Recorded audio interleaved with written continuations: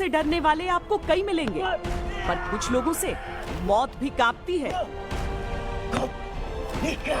बुज़दिल होने से या बुज़दिली दिखाने से अच्छा मैं मर जाना पसंद करूंगा। यानी कि कभी भी डर कर पीछे हटना नहीं सीखा। वो निडर बिल्कुल सामने चलता रहता है और बिल्कुल अपना जो टारगेट है उसको कैप्चर करता है। हार से डरने वाले आपको कई मिलेंगे, लेकिन कुछ लोग ऐसे हैं जिनसे हार भी कतराती है। आप आखिरी गोली तक लड़ेंगे। अगर आपकी गोलियां खत्म हो गई हैं तो आप हाथ पांव से लड़ेंगे। अगर आपके हाथ पांव टूट गए हैं तो आप अपने भूत से लड़ेंगे। मरने के बाद भी लड़ाई चलती रहेगी। लड़ाई में कोई सेकंड नहीं आ सकता, या तो जीते या तो मरते हैं। तो it is either the enemy और मी। डर से डरने वाले आपको कई मिलेंगे, लेकिन आज हम आपको मिलवाएंगे उनसे जिनसे डर भी खौफ खाता है।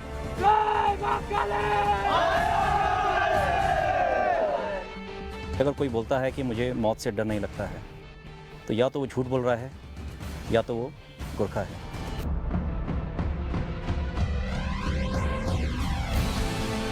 Command and control of physical fitness और हुक्म का पालन ये बहुत ही अच्छी तरीके से निभाते हैं। जितने ही विनम्र होते हैं ये उतने ही फिरोशियस होते हैं, उतने खतरनाक होते हैं। हमारा वॉर का ही है जय माँ काली आयोग गोरकाली। जब हम इसको जोर से बोलते हैं जय माँ काली आयोग गोरकाली, हर एक व्यक्ति में इतना खून दौड़ता है। Gurkhas are the finest troops in the world. पूरी दुनिया में ऐसा कोई रेजिमेंट नहीं है जो गोरखा का जो टक्कर ले सके। मेंटली बहुत टफ है, कैसी भी सिचुएशन में उनको डाल दें वो उस सिचुएशन को ओवरकम करके हमेशा आगे बढ़ेगा।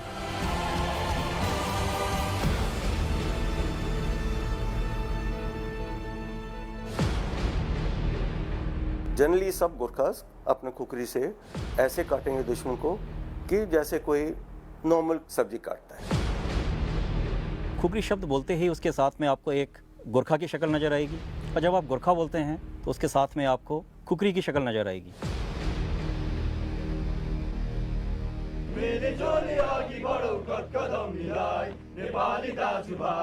जस्तै तुफान जस्तै आओस् हामी एउटा टक्कर, हामी वीर नेपाली मान छैन केको डर, हिमाचुली जय नेपाली छ अटल अमर, दाजुभाइ छ अटल अमर, नेपाली वीर हो, नेपाली वीर हो। नमस्कार, जय हिंद, वंदे मातरम। भारतीय वीरों की कहानियां लेकर एक बार फिर लौट आया है वंदे मातरम। 5वां साल है या 5वां सीजन है वंदे मातरम का, और इसीलिए क्योंकि भारत में कभी भी शौर्य की कहानियां खत्म नहीं हो सकती हैं। हमने आपको वो सारे युद्ध दिखाए जो भारत ने लड़े हैं। हमने आपको परमवीरों की कहानियां सुनाई, जो काउंटर टेरर ऑपरेशंस होते हैं उनकी कहानियां सुनाई। लेकिन अब हम आपको जरा उन रेजिमेंट्स के बारे में भी बताएंगे जिनका नाम तो आपने बहुत सुना होता है, लेकिन उनके बारे में बहुत ज्यादा जानते नहीं हैं। आज हम आपको बताने वाले हैं गोरखा रेजिमेंट के बारे में। आखिर क्यों ऐसा कहा जाता है, ये वीरों में भी सबसे वीर माने जाते हैं? क्यों ऐसा कहा जाता है कि जो मौत से भी नहीं डरता वो है गोरखा? साहस के जितने भी शब्द गढ़े गए वो इनके सामने मायने खो देते हैं। निष्ठा के जितने भी रंग दुनिया में हैं वो इनके सामने फीके पड़ जाते हैं। हिम्मत का ऊंचा से ऊंचा पहाड़ इनके सामने बौना हो जाता है। ये ईमानदारी की मिसाल है, वफादारी का आदर्श है, बहादुरी की पराकाष्ठा है। वो रेजिमेंट के लिए कुछ भी करने के लिए तैयार है, अपनी जान तक दे देगा। जब वो लड़ाई में जाता है वो ये नहीं जाता कि मेरे बच्चे कहाँ क्या कर रहे हैं, वो है कि मैंने ये जीतना है, चाहे मेरे को इसके लिए कुछ भी करना पड़े। यूं तो भारतीय सेना का हर रेजिमेंट, हर यूनिट, हर टुकड़ी, हर दस्ता दुनिया में सबसे निराला है, पर यह भी सच है कि हर एक रेजिमेंट की अपनी ऐसी खासियतें होती हैं जो दूसरी किसी में नहीं होती। और गोरखा रेजिमेंट की सबसे बड़ी खासियत है इनका आदर्श वाक्य, कायर हुनु भन्दा मर्नु राम्रो।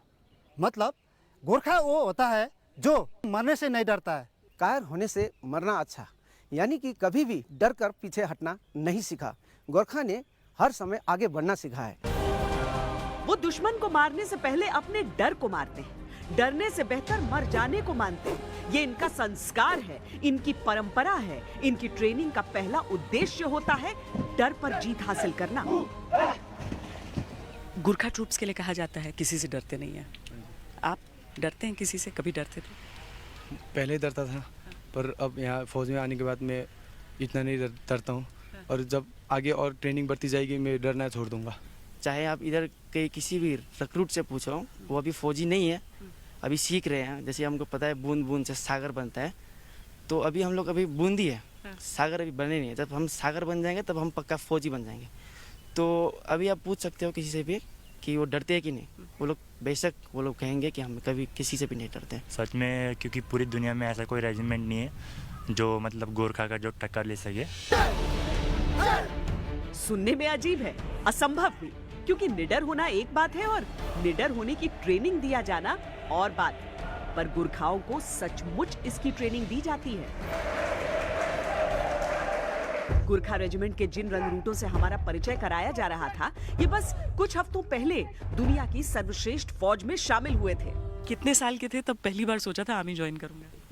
जब मैं इतना बोल सकता हूँ कि छोटे से मैंने देखा है कि आर्मी लोग जब भी मतलब मार्च करते हैं या फिर कहीं जाते हैं, तो बच्चे हो या फिर बूढ़े हो, उनको देख के सैल्यूट तो जरूर करते हैं। तो वो देख के मुझे मतलब वो आया, फीलिंग आया कि यहाँ इससे अच्छा जॉब, इससे अच्छा रिस्पेक्ट, इतना अच्छा पर्सनालिटी तो और कोई जॉब में नहीं है। आपकी उम्र क्या है? मेरे 19।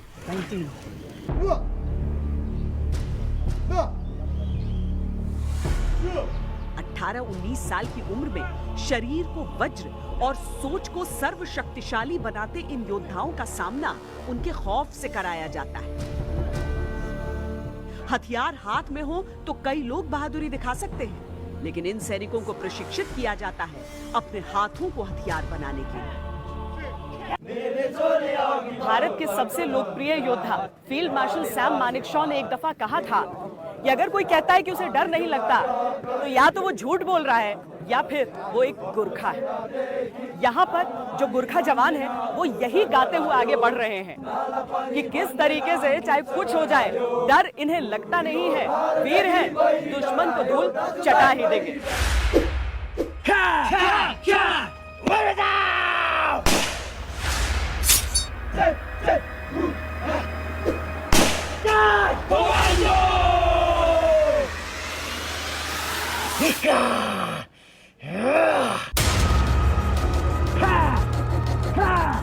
गुरखा ट्रेनिंग में ऐसी परिस्थितियों के लिए उन्हें प्रशिक्षित किया जाता है जहां दुश्मन सशस्त्र हो, लेकिन वो खुद निहत्थे थे।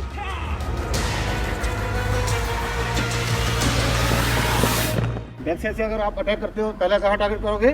बैक साइड में। सबसे पहला आपका कौन सा है? सबसे ऊपर बेस ऑफ द स्कल।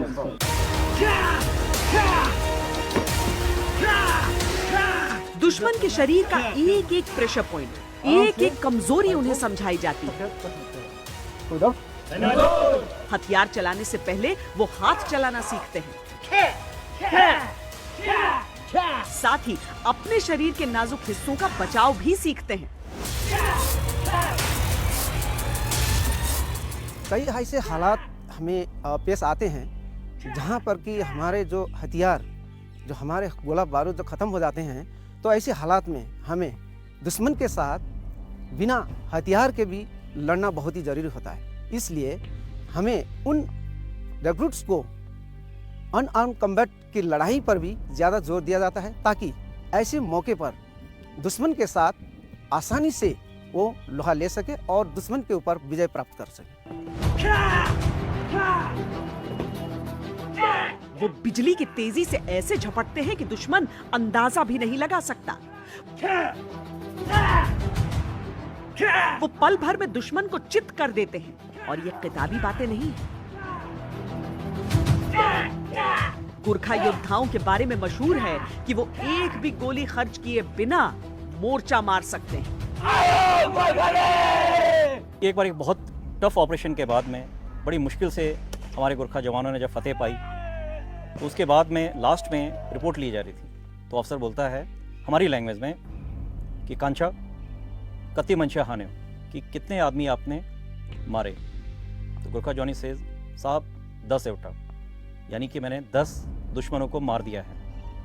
फिर ऑफिसर पूछता है अपनी कितनी कैजुअल्टी हुई, तो गोरखा जॉनी बोलता है एक भी नहीं।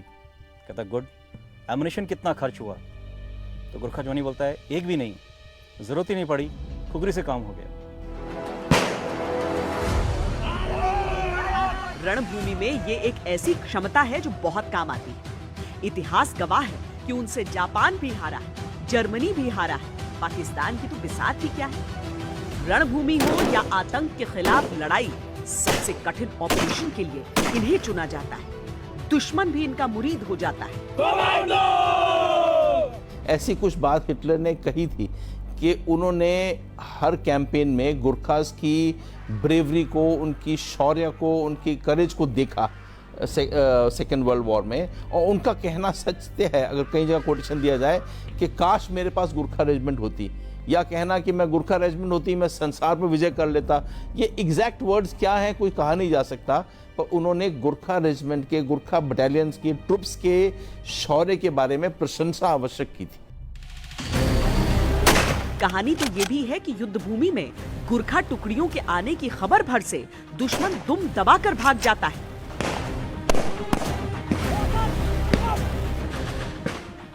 गुरखा बटालियन ने जो हमला किया उसमें पाकिस्तानी ब्रिगेड ने उनके सामने सरेंडर किया, कि जो कि एक 1971 वॉर के लड़ाई का एक बहुत ही ग्लोरियस चैप्टर था। 1971 में तो कई मर्तबा ऐसा हुआ है कि गुरखा जब हमले में आ रहे हैं और उनका जो आयो गुरखाली का नारा सुनते ही पाकिस्तानियों ने कई बारी अपने डिफेंस छोड़ के वो चले गए थे। 18वीं सदी की शुरुआत में ईस्ट इंडिया कंपनी भारतीय उपमहाद्वीप में अपने पांव पसारने में लगी हुई थी। इस कारण नेपाल से उसके टकराव की स्थिति बार बार बनती थी। नेपाल अपने गुरखा सैनिकों के साथ खुद भी विस्तार में लगा हुआ था।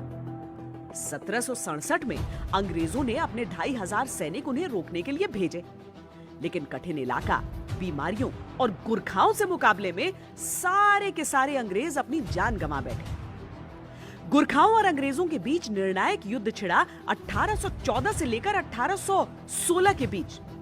तत्कालीन उत्तराखंड के नालापानी में कैप्टन बाल भद्र कुंवर 600 लड़ाकों के साथ एक किले में मौजूद थे। किले को घेर कर खड़े थे 3500 अंग्रेजी सैनिक। उनके पास तोपें थी, बंदूकें थी और गुरखाओं के पास अपनी हिम्मत। यही कोई 200 से अधिक सालों की बात है जब अंग्रेजों का सामना गुरखा सैनिकों से हुआ था। अंग्रेजों के पास आधुनिक वेपन्स और गुरखाओं के पास बहुत बुनियादी हथियार। मुट्ठी भर गुरखा और हजारों में अंग्रेज, लेकिन नाकों चने चबवा दिया था गुरखा सैनिकों ने। महीनों ये मुकाबला चलता रहा, पर अंग्रेज गुरखाओं को हरा ही नहीं पा रहे थे। सन 1814-1815 के दौरान ब्रिटिश ईस्ट इंडिया कंपनी और गुरखा सेना के बीच में एंग्लो गुरखा वॉर लड़ी गई थी। इसी लड़ाई के दौरान जो फाइनल बैटल था वो बिलासपुर डिस्ट्रिक्ट में एक जगह है मौलान, उसके मौलान फोर्ट में लड़ा गया था।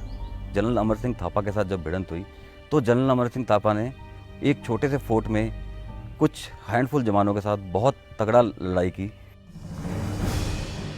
आखिरकार रसद खत्म होने पर गुरखाओं को बाहर आना पड़ा, लेकिन अंग्रेजों ने उनके साथ हारे हुए योद्धाओं वाला सुलूक नहीं किया। वो गुरखाओं की वीरता को समझ चुके थे।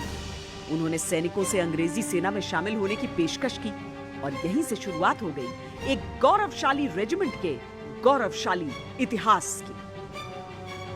धीरे धीरे ब्रिटिश इंडियन आर्मी में 10 गुरखा राइफल्स की स्थापना हुई। आजादी के बाद जब अंग्रेज वापस इंग्लैंड लौट रहे थे तो गुरखा रेजिमेंट का भी बंटवारा किया। पहली, तीसरी, चौथी, 5वीं, 8वीं और 9वीं गुरखा राइफल्स हिंदुस्तान में रहे। दूसरी, छठी, 7वीं और 10वीं गुरखा राइफल्स को अंग्रेजों ने साथ ले जाने का फैसला किया, पर बहुत बड़ी संख्या में गुरखा जवानों ने इंग्लैंड जाने से इनकार कर दिया। वो भारतीय फौज में रहना चाहते थे। नतीजतन भारत को 11वीं गोरखा राइफल्स की स्थापना करनी पड़ी।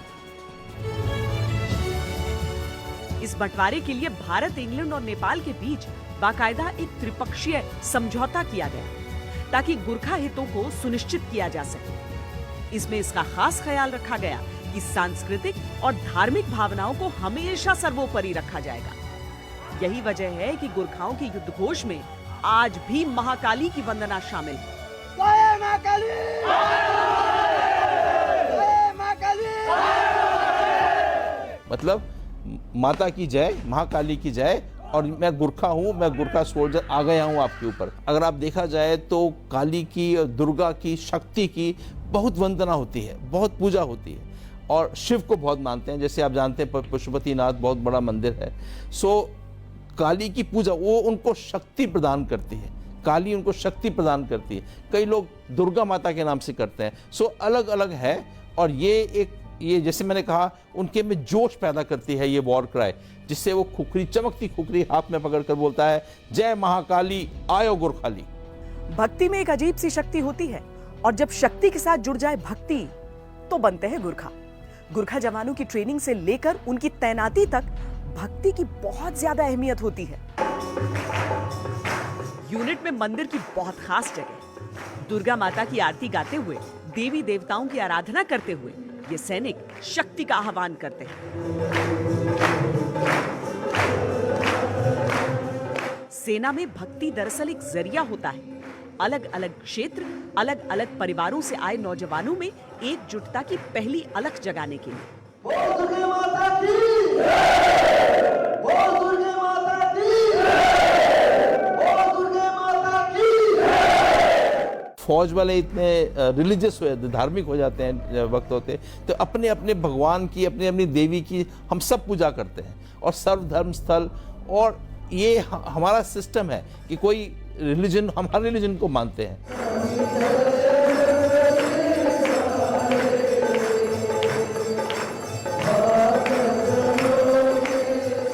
भारत, इंग्लैंड और नेपाल के बीच हुए समझौते में भी इस बात को स्पष्ट तौर पर कहा गया था कि जवानों की आस्था का ध्यान रखा जाए, और आज भी पूरी निष्ठा से उस परंपरा का पालन किया जाता है।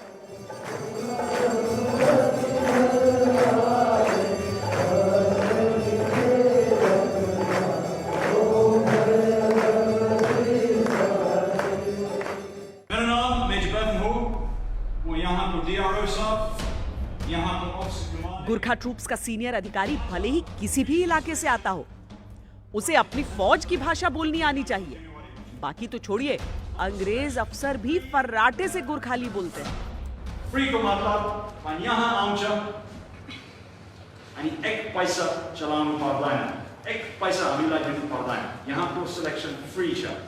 गर्व महसूस करने की मेरे लिए बहुत फख्र की बात है, बल्कि क्योंकि मैं अपने जवानों से अच्छी तरह खुद आराम से इंटरैक्ट कर सकता हूँ, क्योंकि हमारी भाषा सेम है।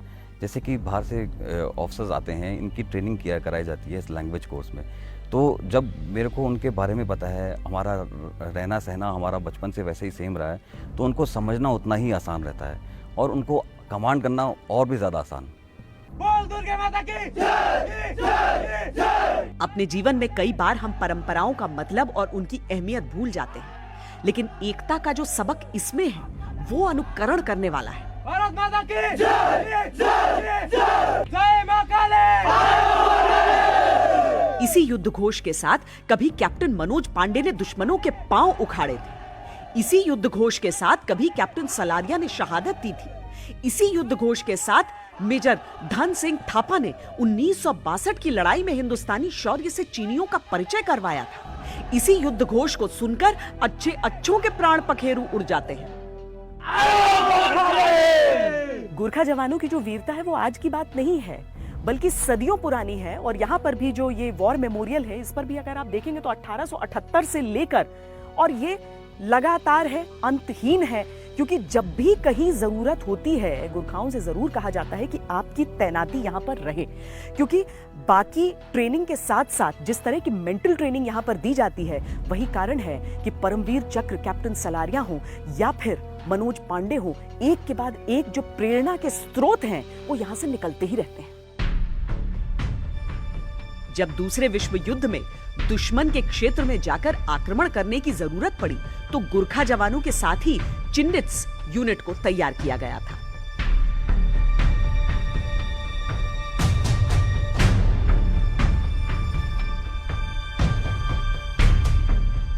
भारत में दुश्मन के इलाके में घुसकर लड़ने वाली पहली फौज गुरखा थी। आजाद भारत में जिन्हें पहला अशोक चक्र सम्मान दिया गया था, वो भी गुरखा रेजिमेंट से आते थे। गुरखा राइफल्स की अलग अलग टुकड़ियों ने विश्व युद्ध में हिस्सा लिया, बड़े पैमाने पर विक्टोरिया क्रॉस समेत बहादुरी के पुरस्कार जीते। आजादी के बाद हुए हर युद्ध में गुरखा राइफल्स ने हिस्सा लिया है। 1971 के युद्ध के दौरान सिलहट की लड़ाई में गुरखा वो पहले भारतीय योद्धा बने जिन्होंने एक हेलीबॉर्न अटैक को अंजाम दिया, यानी हेलीकॉप्टर की सवारी करते हुए युद्ध किया। भारत से सरहदों की नजदीकी और संस्कारों का साझा इतिहास गुरखा रेजिमेंट में स्पष्ट झलकता है। एक समय पर नेपाल के जवान थे, अब भारत के पहाड़ी इलाकों के गुरखा जवान भी आते हैं। इसमें उत्तराखंड से लेकर पूर्वोत्तर तक के नौजवान शामिल हैं। गोरखा सोल्जर जो है एक पहाड़ी रहने वाले पहाड़ के हाईलैंडर्स हैं, पहाड़ में रहते हैं और उनकी लाइफ काफ़ी स्टडी होती है, काफ़ी कठिन होती है और उसी कारण उनका बनावट जो है वो काफ़ी सुदृढ़ होता है, कठोर होता है। और जैसे कि आप जानते हैं सर्वाइवल ऑफ द फिटेस्ट, तो गोरखा सोल्जर हर किसी कंडीशन में अपने आप को ढाल देता है और हर किसी कंडीशन में अपने आप पर काबू रखते हुए दुश्मन पर विजय पा लेता है।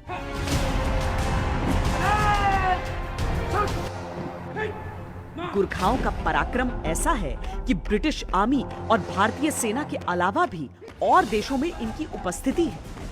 ब्रुनेई के सुल्तान के पास खास गुरखा रिजर्व यूनिट है, तो सिंगापुर के पास है अपना गुरखा कंटिंजेंट। लेकिन भारत में गुरखा रेजिमेंट की वीरता का दुनिया में कोई सानी नहीं। ये मातृभूमि की कसम उठाते हैं, मातृभूमि के लिए प्राण भी गंवाते हैं।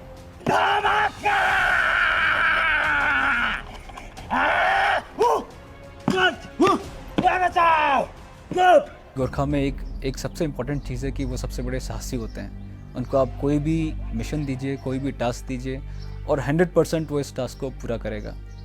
दूसरा, प्रेजेंस ऑफ माइंड, किस जगह में क्या चीज़ अप्लाई करनी है, वो बैटलफील्ड का कौन सा प्लेस है, कौन सा सिनेरियो है, वो उसको बहुत बेहतरीन तरीके से निभाते हैं और बहुत बेहतरीन तरीके से पूरा करते हैं। और तीसरा, एक गोरखा सोल्जर की ऑनेस्टी, वो जो बोलेगा सत्य बोलेगा, जो करेगा सत्य करेगा।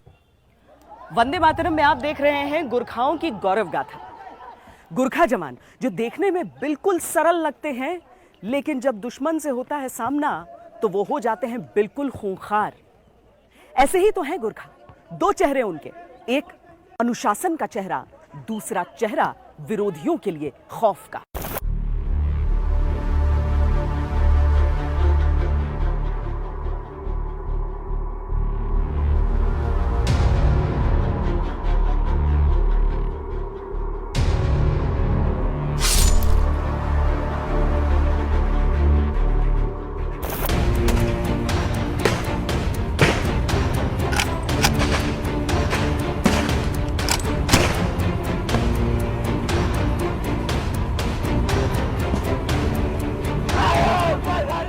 चाहे आतंक निरोधी ऑपरेशन हो या दुनिया के किसी कोने में लड़ा जा रहा युद्ध, गुरखा का नाम सुनकर ही दुश्मन आधी जंग हार जाता है।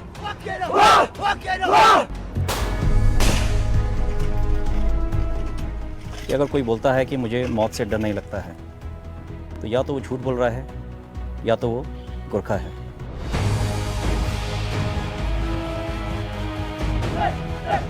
हम चाहे काउंटरजेंसी इलाका हो, चाहे गुथम गुथम का लड़ाई हो, उसमें गोरखा ट्रूप्स अपने ईमानदार और वफादारी के साथ लड़ाई लड़ा जाता है।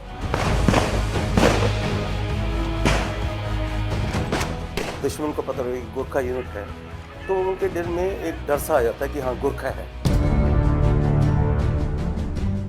गुरखा ट्रूप्स की कई अनूठी चीजें हमने आपको दिखाई हैं। अब देखिए उनका वो शस्त्र जो उनके सम्मान का प्रतीक है। दुनिया में एक से बढ़कर एक आधुनिक हथियारों का आविष्कार हो गया, नई तकनीक, नए उपकरण आ गए, लेकिन दुनिया के सारे हथियार एक तरफ, गुरखाओं की खुखरी एक तरफ।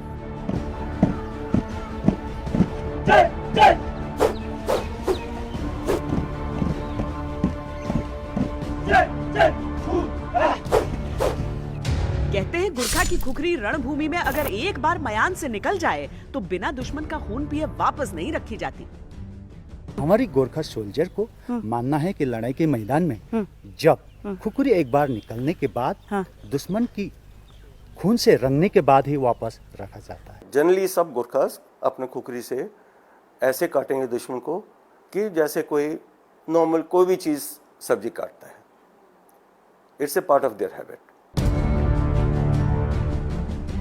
गुरखा अपनी खुखरी को अपने सम्मान से जोड़कर देखते हैं, उसे अपनी इज्जत जितना बेदाग और चमकदार बनाकर रखते हैं, अपनी वफादारी और अपनी हिम्मत जितना धारदार बनाकर रखते हैं।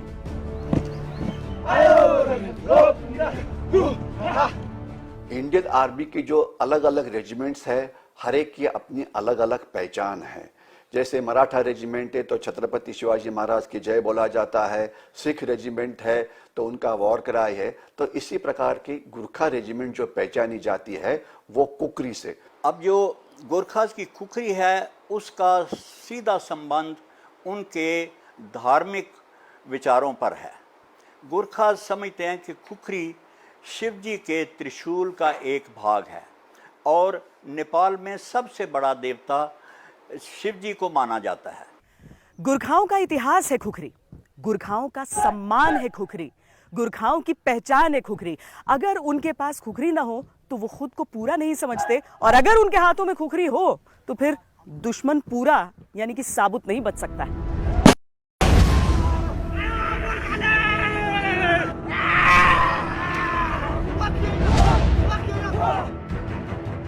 मयान से निकली खुखरी देखकर दुश्मन का कलेजा कांप जाता है। आइए हम आपको समझाते हैं खुखरी दुश्मनों के लिए इतनी खौफनाक क्यों है। देखने में कभी कटार कभी तलवार जैसी, लेकिन बारीकी से देखिए तो बहुत दिलचस्प। खुखरी की लंबाई अलग अलग हो सकती है, लेकिन इसका ढांचा कमोवेश एक जैसा ही होता है।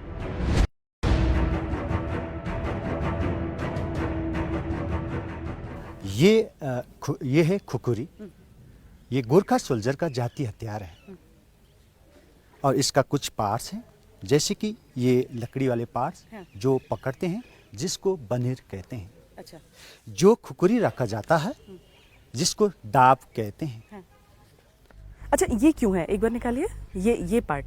ये पार्ट इसलिए है कि जब हम दुश्मन को ऊपर वार करेंगे उस समय कटने के बाद खून नीचे की ओर बहता है। अच्छा। उस दौरान खून बाहर निकल जाए ताकि हाथ में ना मतलब आए। यहाँ से ड्रॉप कर जाए। जी जी। और हाथ में अगर आ गया खून तो? हाथ में खून आने पर उससे एक प्रकार की चिकनापन आ जाता है। अच्छा, स्लिपरी हो जाएगा। जी जी। खुखरी के साथ ही दो छोटे छोटे चाकू आपको और नजर आएंगे। इनका नाम है चकमक। ये मुख्य तौर पर खुखरी को धार देने के लिए इस्तेमाल किए जाते हैं।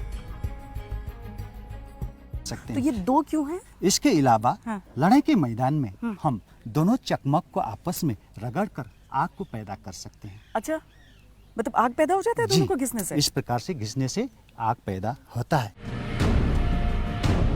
हर गुरखा सैनिक को दो तरह की खुखरी दी जाती है।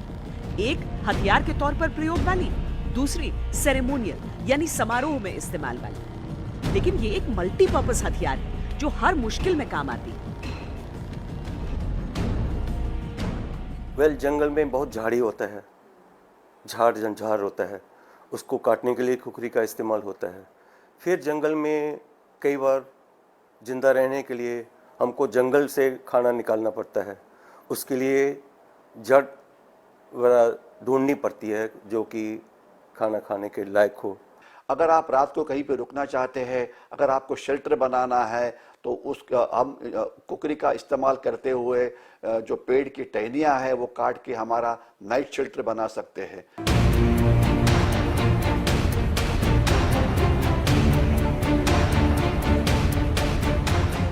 सितंबर 2010 की बात है। एक रिटायर्ड गुरखा सैनिक विष्णु श्रेष्ठा ट्रेन से गोरखपुर से रांची जा रहे हैं।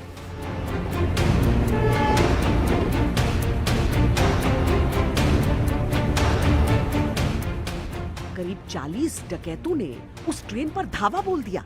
विष्णु उस समय गहरी नींद में थे। एक डकैत ने उन्हें लूटने के इरादे से जगाया।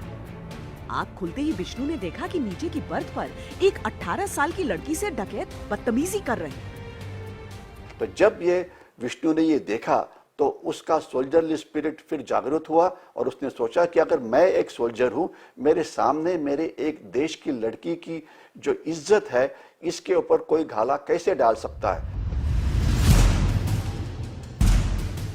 विष्णु ने अपनी खुखरी निकाली और ताबड़तोड़ चलाना शुरू कर दिया। वैसे तो विष्णु फौज से रिटायर हो चुके थे, लेकिन एक गोरखा सोल्जर की तरह वो अपनी खुखरी हमेशा अपने साथ रखा करते थे। 3 डकैतों पर खुखरी चलते ही वो गिर गए और डकैतों के पास तो बंदूकें थी। उन्होंने विष्णु पर गोली दागनी शुरू कर दी। लेकिन डाकुओं की संख्या ज्यादा थी तो उसने डाकुओं ने उनको ओवरपावर करने की कोशिश की। उसकी कुकरी उससे छीन ली और उसी कुकरी के साथ उसके ऊपर मारा गया, जिससे उसका बहुत ही खून जाने लगा। लेकिन तब तक वो ट्रेन आगे पहुंच रही थी तो बाकी के डाकू वहां से भाग के चले गए। तो एक सोल्जर अगर देशभक्त है, अगर ब्रेव है, तो कैसे काम कर सकता है, ये नजर आ गया। बल्कि उस ट्रेन में बहुत सारे पैसेंजर्स थे, लेकिन किसके अंदर भी ये लड़ने की हिम्मत नहीं थी।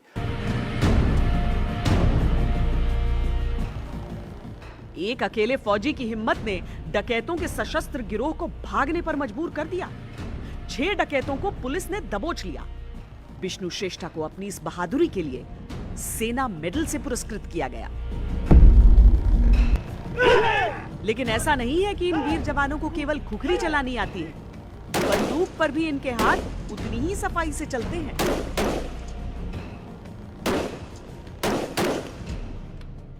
जब असली परिस्थितियों में मुकाबला होता है दुश्मन से, तब आप किसी फायरिंग रेंज पर बैठकर गोलियां नहीं चला रहे होते हैं। वहां पर जंगल भी होता है, जैसा यहां पर है, चट्टानें होती हैं, नाले होते हैं, नदियां होती हैं, और आपको पता नहीं होता कि कहां किस चीज की आड़ लेकर आप पर निशाना साधा जा रहा हो। दरअसल जो गोरखा योद्धा हैं, वो युद्ध की स्थिति के लिए भी बहुत अच्छी तरीके से ट्रेन किए जाते हैं और counter insurgency, counter terror operations के लिए भी उन्हें परफेक्ट ट्रेनिंग दी जाती है। और उसी क्रम में अहम है ये फायर एंड मूव।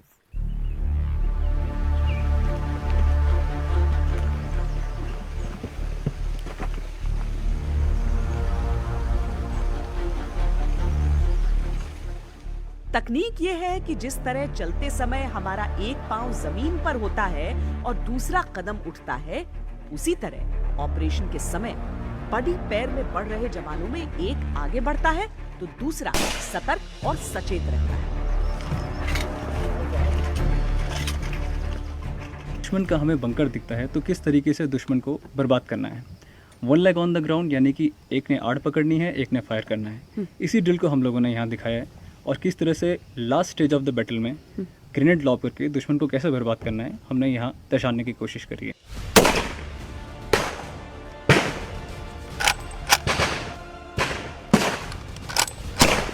आगे बढ़ते हुए फायरिंग करना आसान नहीं होता और अर्जुन की परंपरा वाले देश में सेना के जवानों की निशानेबाजी दुनिया में सबको अचंभित करती है।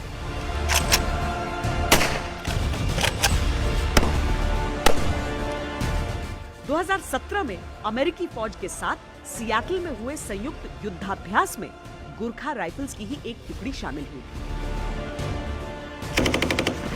वहां जब निशानेबाजी का अभ्यास चला तो अमेरिकी अफसर भारतीय सैनिकों के निशाने से हैरान रह गए।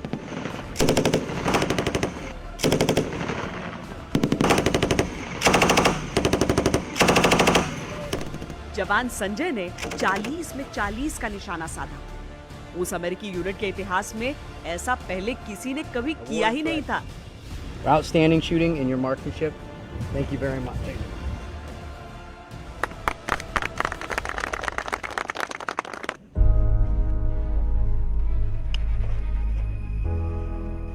हथियार हाथ में हो तो सटीक, निहत्थे हो तो भी दुश्मन का काल। ऐसे होते हैं भारतीय फौज के गोरखा सैनिक।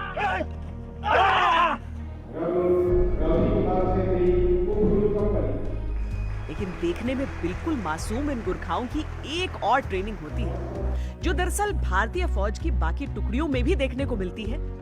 इन्हें गुस्सा दिलाना और उसी क्रम में संयम भी सिखाना।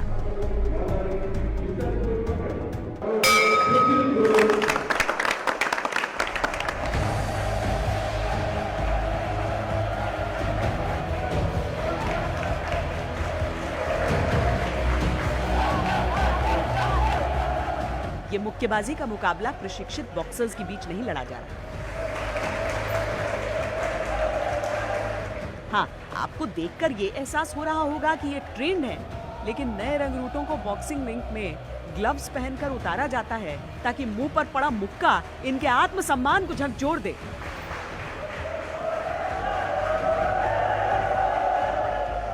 इनके गुस्से को जगा दे।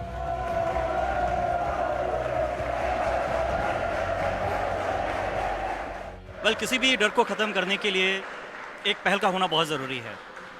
तो एक रिक्रूट की ज़िंदगी में इस प्रकार के मौके देने बहुत ज़रूरी होते हैं। तो हम यहाँ पे इस प्रकार की नोविसेस बॉक्सिंग कराते हैं। इस नोविसेस बॉक्सिंग का मेन मकसद ये है कि मेंटली वो स्ट्रांग हो, फिज़िकली उसको अपनी काबिलियत के बारे में पता चले, साथ ही जो डर जो आप बोल रहे हैं वो डर ख़त्म हो, क्योंकि हाथ किसी के ऊपर उठाना उसके लिए बहुत दिल चाहिए। कई लोगों को इस प्रकार का मौका अपनी ज़िंदगी में नहीं मिलता है। तो यहाँ पे उस डर को ख़त्म किया जाता है, उस प्रकार के एक ऑफेंसिव स्पिरिट को इसके अंदर पैदा किया जाता है।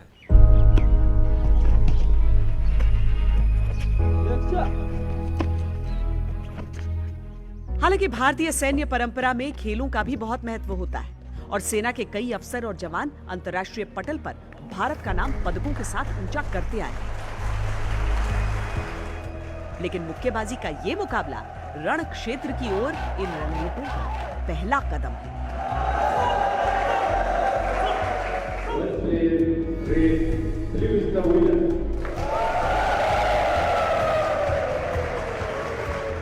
भारतीय सेना में ऐसे ही सरल लेकिन बेहद प्रभावशाली ट्रेनिंग तकनीक का शानदार इस्तेमाल होता है। 54 साल पुराना ये आम का पेड़ जिसपे अभी भी फल लग रहे हैं, इसे 1964 में सैम बहादुर ने यहाँ पर बोया था। बहुत महत्वपूर्ण है यहाँ पर सभी के लिए। सैम बहादुर यानी फील्ड मार्शल सैम मानेकशॉ। दरअसल बहुत दिलचस्प कहानी है कि किस तरीके से गुरखा रेजिमेंट में शामिल होने के बाद उनका नाम सैम बहादुर पड़ा था।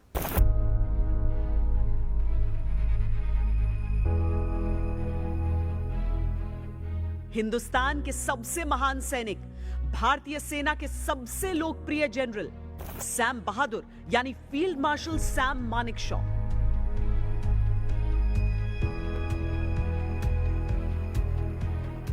Sam Manekshaw British Indian army में कैप्टन हुआ करते थे और दूसरे विश्व युद्ध में अपनी बहादुरी खूब दिखाई थी।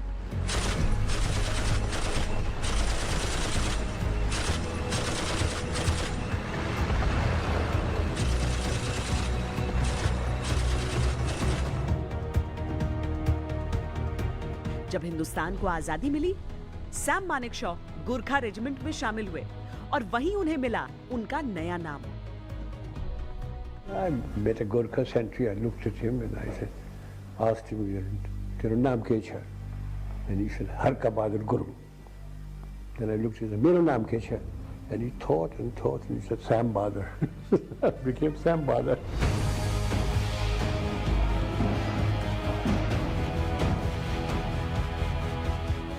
यूं तो फील्ड मार्शल सैम मानेकशॉ समूचे हिंदुस्तान के नायक हैं,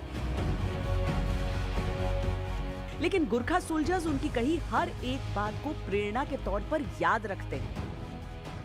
जिस तरह से नाम कमाया वो एक मिसाल बन के रह गया। ये बहुत कम लोगों का सौभाग्य होता है कि जिनको सैनिक पूरा आदर दे।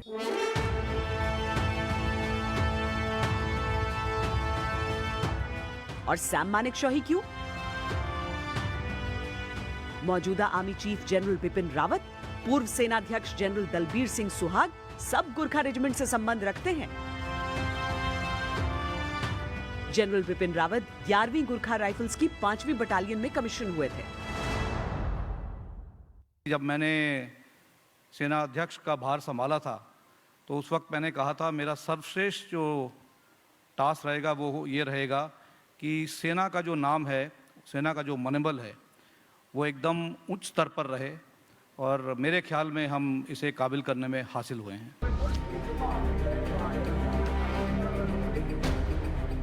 गुरखाओं की खास पहचान होती है उनके सिर पर टिकी तिरछी टोपी, जो बीतते सालों के बावजूद उसी रौनक, उसी धमक के साथ वीरों के सरों पर सजती है। हाँ, उसे पहनने का तरीका अलग अलग रेजिमेंट्स का अलग अलग होता है।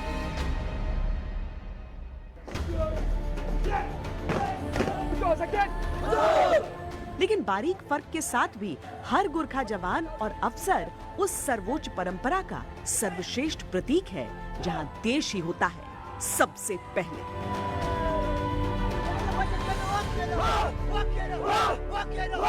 देश के लिए अपने प्राण तक न्यौछावर करने वाले योद्धाओं से हम जिंदगी में कितना कुछ सीख सकते हैं।